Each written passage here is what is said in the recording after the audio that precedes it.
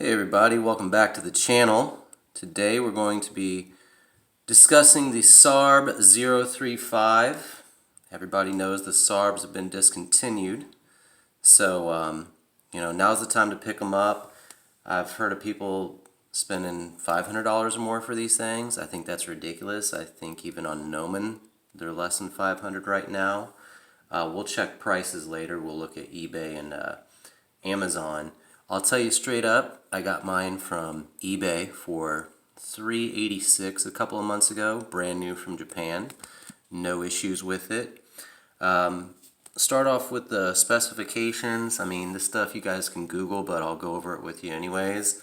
You've got the sapphire glass, 38.4 millimeters in diameter. Case thickness is 11.2 millimeters. Let's see here. Got that. It's called a white dial. It's more of a cream color, and try to get that to show up. Let's see. This setup. You know my professional setup, y'all. It's awesome. Can never get this thing to focus when I want it to. 23 joules. It is water resistant. I believe 100 meters. So that's pretty good. There's no screw down crown, just the push-pull, the usual. Let's see here. The movement, it's the 6R hacking and hand whiting. Obviously, with the date here, a lot of people like to say this is sort of the poor man's date adjust, or date adjust, whatever. So, yeah, everything else I have is pretty much a dive watch, except for that Laco, which is a pilot's watch. And I'll talk more about that here in a bit, because I do want to sell that. You guys have seen much better videos on these. You've got the pointed hands, they're fasted, the lume, the needle second hand, where you could thread it at the end. The power reserve is good on this, like a couple days. As previously discussed, I have about 6 watches now, and so I rotate them all out, so it's pretty much wear a different watch for every day of the week here. There's some decent little focus there for you.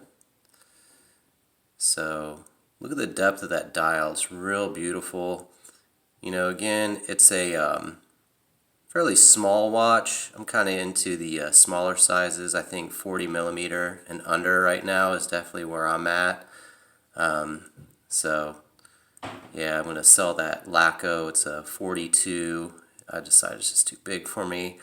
The only big watches I'm going to keep at this point are going to be my Save the Ocean Turtle and my Squale 60 Atmos. So, other than that, I can tell you what I'm wanting to sell that Laco for.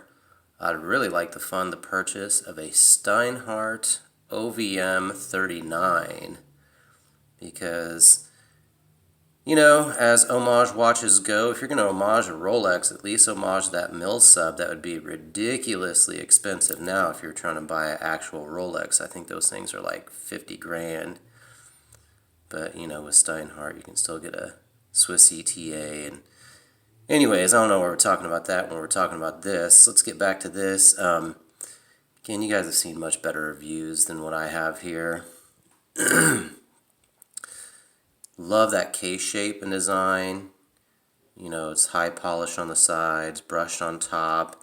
You have the little step here, which doesn't really show up very well on my setup because, again, I'm just using the camera on my phone. But yeah, man, this is a great little watch. The end links articulate really well, so that helps it wear a little bit smaller. Anytime you get that fold like that, you don't have the center link jutting out on this. Of all the other reviews I've seen, there's a signed crown. I think usually the biggest complaints on this are the bracelet and the clasp, which for me, I think the bracelet's pretty fine. The main thing people complain about is, and this is sort of nitpicky to me, let's see if I can get it to focus here, but it's, gosh, this thing, It's on the lugs. It's on the lugs. There we go, kinda. You can see it right here. Like, the end links aren't flush with the lugs, and they kind of sit down in there. I think you can see that a little bit better. Like that's one complaint. The clasp down here, you've got this kind of big gap, which, I mean, I don't know. That's really nitpicky. One thing I like about it, at least it's a milled clasp. I mean, if you're spending over $300, you should definitely have the milled clasp. I pretty much went ABC on this. I started off with a Seiko 5A, moved up to a SARB B, and now I'm at C, my SARB. So yeah, as the watch journey progresses, I definitely think I'm getting into the smaller sizes. I used to think my Seiko 5 was really small, and I had one similar to this, the white dial, you know, little dress watch, 37 millimeters, whatever. But now, I think, man, I don't know if I'd mind having that back, but kind of a new rule I have too is I don't think I'd ever rebuy any watch that I used to have that I sold. Like, I used to have the Orient Ray 2. That was pretty much my first, you know, real mechanical, automatic, decent watch. And it was nice, but 41 millimeters, a little bit too big. I don't know, sold it, but sometimes I miss it. But I would not rebuy it. Same thing with that Seiko 5. And then also, I've decided that moving on, I think the only exception to my rule is, you know, I want everything to have sapphire glass. I don't want to scratch up the crystal. I want it to be super sturdy, and, you know, definitely sapphire fits the bill. So the only slacker I'm going to allow in the house anymore, as far as Hardlex goes, is going to be that Save the Ocean Turtle, which, boom, there we go. Again, both of these watches have lume, so let's see if I can do kind of a lume shot for you. So I'm trying to charge them up right now with a little light next to here, and then we'll look at some prices, and also check the lume. Minute Watch. There's a good watch review channel on YouTube, Minute Watch. This guy named Kurt. He's spastic, uses the hand puppets, not really my style, but whenever he checks the lume, he's got a sweet little song. Check the lume, make it bright. Something like that. I don't know, y'all don't want me to sing, but it's pretty funny. Makes me laugh when I watch it. And he always does a bunch of watches together here. Let's turn out the lights. And do they glow? No, they don't, because it's still too bright in here. Well, that's disappointing. Let's see here. That's janky. I don't have any way to make it real bright in here. There's a window to my left, but anywho. Yeah, definitely want to part with this guy right now. He's on eBay, asking $300 plus shipping. You know, if you guys are interested, you can message me on here. I would really like to get $300 for this. New ones are about $400, so, you know, and I baby my watches, so they're all in really good shape. So if you guys are interested, anyone want a really good deal on this Laco, yeah, message me in the comments, hit me up. I use, what is it, PayPal? Yeah, I can send you the link if you're really interested. But those are some nice ones right there. That's so pretty. Alright, pricing. Let's check that out, shall we?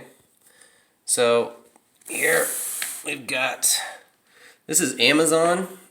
Got the same SARB, $400. Obviously, I don't think you need to pay that. You can go to eBay. eBay I don't mind as a buyer. Currently trying to sell that Laco on eBay. Not super pumped about that. Anyways, let's see here. This one's pre-owned.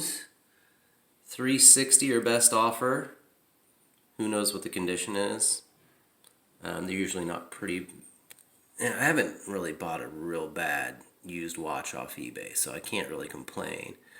But, you know, for $25, $26 more, I would probably just get this new one. SARB 035, probably the same seller I bought from in Japan. Brand new, 386.24, under 400. So, I don't think that's too bad of a deal. Anyways, you know, always check your prices. I'm a big bargain hunter, so I do believe in that stuff. Super disappointed that I can't get the lume shot right now. I wonder if... this is... You know what? I don't really have a good way to do this. I don't have a blacked out studio. I'm in my gym. I've got a big light. I try to do these in the mornings. I'm too tired. It's too dark. I don't think the quality of the video is very good. So you can look at other videos for the lume shots. Man, the Laco and that turtle, obviously very bright. The Seiko is alright. You know, I guess lume on that SARB, I could take it or leave it. It's really the only disappointing feature, and it's unfortunate. It's one of the reasons I got it is I thought it would be handy to have the lume on the dress watch, but it's not super bright, not super long lasting. If you really want something for the lume, you know, you got to go with a dive watch or a Flieger. So, anyways, guys, that is my time. If you have any questions or anything, message me. Any comments, obviously, or if you just want to call me a douchebag, I'm fine with that as well. Also, if you are interested in that Laco, it is on eBay right now, or you can message me directly. I'll be more than happy to send it to you shipped. Like I said, I'm asking $300 for it. It's in really good shape. And I'll tell you what, man, the strap on those things, the stock strap that comes in those Lacos are very, very nice. So, anyways, that's my time for this Saturday. And see you guys later.